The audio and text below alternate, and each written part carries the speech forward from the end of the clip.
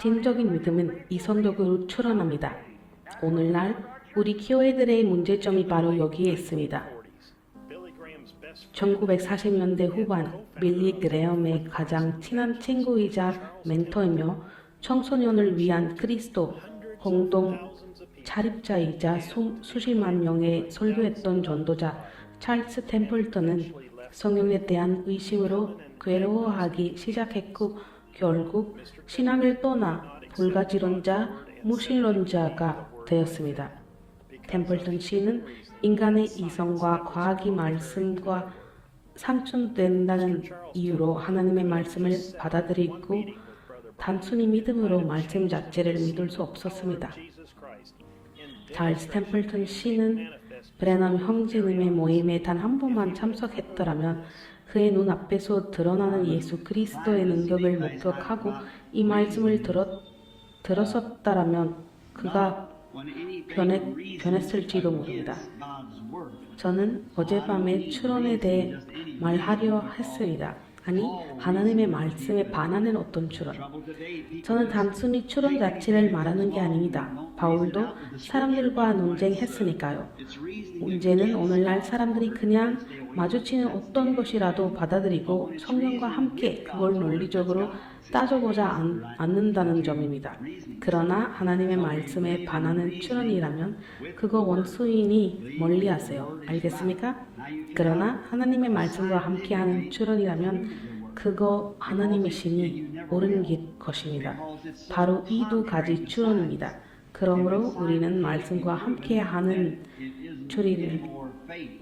추론을 믿으면 말씀이 옳다고 믿습니다. 이제 말씀을 과학적으로 입증할 수 없습니다. 왜냐하면 그리고 결코 그럴 수 없을 것입니다. 말씀은 과학과 너무도 상반되기 때문입니다.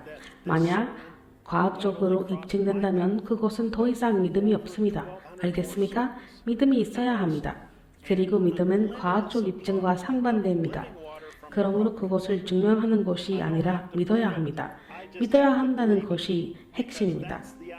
이 설교가 제 삶의 길에 찾아왔을 뿐만 아니라 1200편이 넘는 설교들도 함께 찾아왔다는 사실에 정말 감사합니다.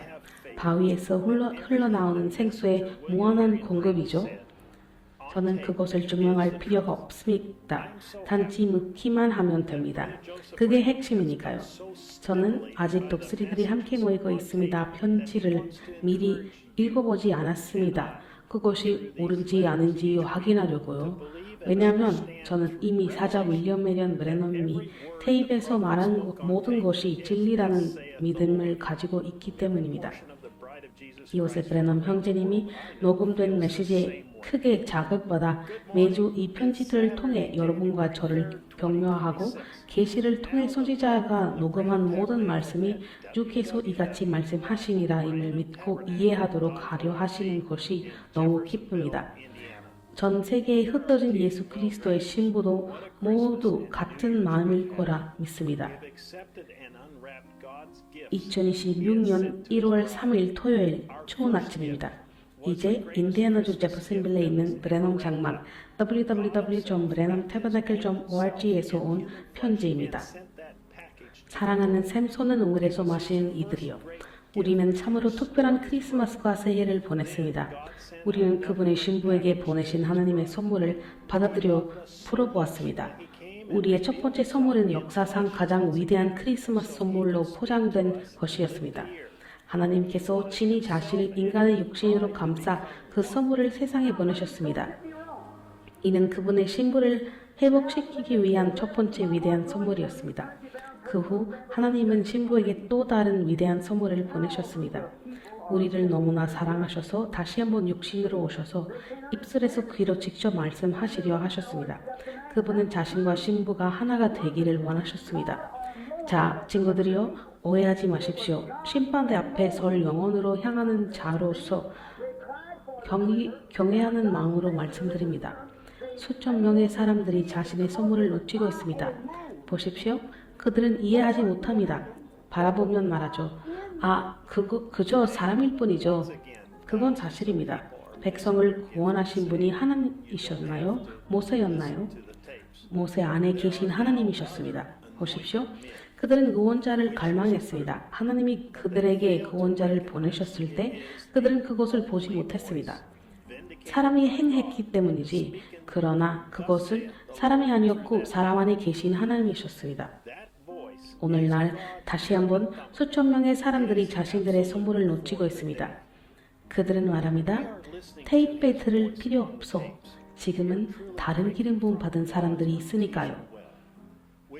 그 말은 사실이지만 그들은 그것이 하나님께서 증명하신 유일한 음성, 즉 그 사람을 통해 주께서 이같이 말씀하시리라고 말씀하시는 음성임을 깨닫지 못합니다.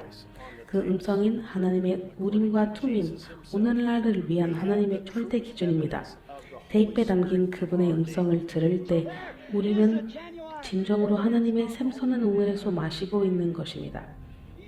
펌프질도 끌어올림도 연결도 파올림도 필요 없습니다. 우리는 단지 말씀하시는 모든 말씀을 믿고 그 위에 안식할 뿐입니다. 예수님 자신이 말씀하신 대로 테이프에 담긴 그 음성을 들음으로써 우리는 오늘날 성령의 진정한 증거를 얻습니다.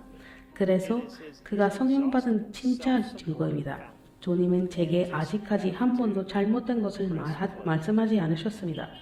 성령의 증거는 말씀을 믿을 수 있는 사람입니다. 여러분도 이를 받을 수 있습니다. 하나님은 우리가 매일 매 순간 마실 수 있는 샘을 마련해 주셨습니다. 항상 신선합니다. 고인물이 아니라 그분의 고갈되지 않고 스스로 유지되는 샘입니다. 여러분은 단지 재생 버튼만 누르면 됩니다. 하나님의 선물에 대해 말하자면 이 선물이 얼마나 위대한지 상상할 수 있겠습니까? 단순히 재생 버튼을 누르고 테이프에 담긴 그분의 음성을 듣기만 하면 됩니다. 이 세상에서 유일하게 필터난 거루망 같은 게 필요 없는 유일한 음성입니다. 그저 듣고 믿고 모든 말씀에 아멘이라고 말하기만 하면 됩니다. 하나님 자신이 영생을 얻고 더 중요한 것은 그분의 신부가 되기 위한 그분의 유일한 길을 마련하셨습니다. 우리는 그분의 품에 기대어 그분의 샘, 그분의 음성, 신부에게 말씀하시는 엘샤다이의 음성을 들으며 힘을 얻기만 하면 됩니다. 우리가 주님께서 사랑하는 신부인 우리를 데리러 오시는 해가 되기를 바랍니다. 우리는 큰 기대를 품고 지켜보고 기다리고 있습니다. 이제 곧 우리가 오랫동안 기다려온 분들의 모습을 보게 될 것입니다. 우리는 눈 깜짝할 사이에 이곳을 떠나 결혼 만찬의 부르심을 받게 될 것을 깨닫게 될 것입니다. 주님 그 만찬을 위해 펼쳐진 수천 마일 길이의 큰 상을 바라보며 상을 사이에 두고 서로 마주보는 우리를 보고 전쟁의 상처를 안을 참전 용사들, 기쁨의 눈물이 뺨을 흘러내리는 서로를 봅니다. 왕이 그 아름다움과 거룩함으로 나오사 상을 따라 걸어오셔서 진히 손을 내밀어 우리 눈에 눈물을 닦아주시며 말씀하시니라. 더 이상 울지 말라. 모든 것이 끝났다. 주님의 기쁨에 들어가라. 아버지, 우리가 길의 끝에 다다를 때면 그 길의 고생을 아무것도 아닌 것처럼 보일 것입니다. 오늘 제퍼슨빌 시간으로 오후 12시에 우리와 함께 하셔서 하나님께서 마련하신 샘에서 마시고 또 마시고 또 마시십시오. 여러분이 완전히 안식하며 들으시는 모든 말씀에 아멘할 수 있는 유일한 장소입니다. 이는 신부가 마시도록 하나님께서 마련하신 샘솟는 우물입니다.